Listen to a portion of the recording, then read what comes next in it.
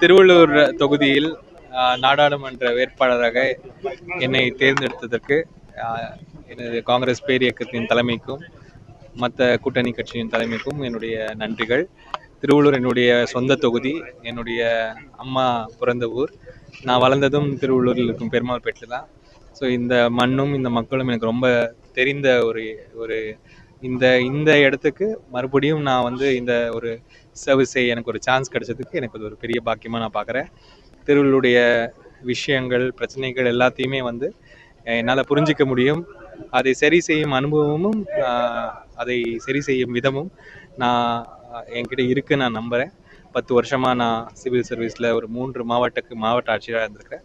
கண்டிப்பாக அடுத்த 5 ஆண்டுகளில் திருவள்ளூரில் ஒரு வளர்ச்சி கண்டிப்பாக இது எல்லாருக்கும் தெரியுமாறு நாம் செய்வோம். கண்டிப்பாக திருவள்ளூர்ல வந்து நீண்ட நாட்களா வந்து இன்னும் வந்து முடிவடையாத பணிகள் வந்து நான் கடைசியா வந்து எம்பி செஞ்சு விட்டு அந்த பணிகளை மீண்டும் தொடருமா நீங்க ஜெயிச்சதுக்கப்புறம்? கண்டிப்பாக நீங்க ஏதாவது ஒரு திட்டம் வச்சிருக்கீங்களா? இல்லை, கண்டிப்பாக முதல்ல செய்த வேலைகளை செஞ்சு முடிக்கணும். அதாவது முன்னாடி இருக்கிற எம்பி அவர்கள் ரொம்ப கஷ்டப்பட்டு நிறைய விஷயங்கள் பண்ணியிருக்காங்க.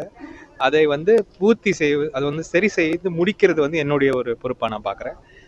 அதுக்கப்புறம் கண்டிப்பாக புது இன்ஃப்ராஸ்ட்ரக்சர் ப்ராஜெக்ட்ஸாக இருக்கட்டும், இல்லைனா நம்ம நிறைய விஷயங்கள் வந்து செய்யக்கூடிய வாய்ப்புகள் இருக்குது. நான் அதை வந்து ஒரு மெம்பர் ஆஃப் பார்லிமெண்ட்டாக மத்திய அரசாங்கத்திடம் எங்கே போய் என்ன ஃபண்ட் வாங்கி பண்ணணும்னு எனக்கு தெரியும். நான் அதை கண்டிப்பாக செய்வேன்.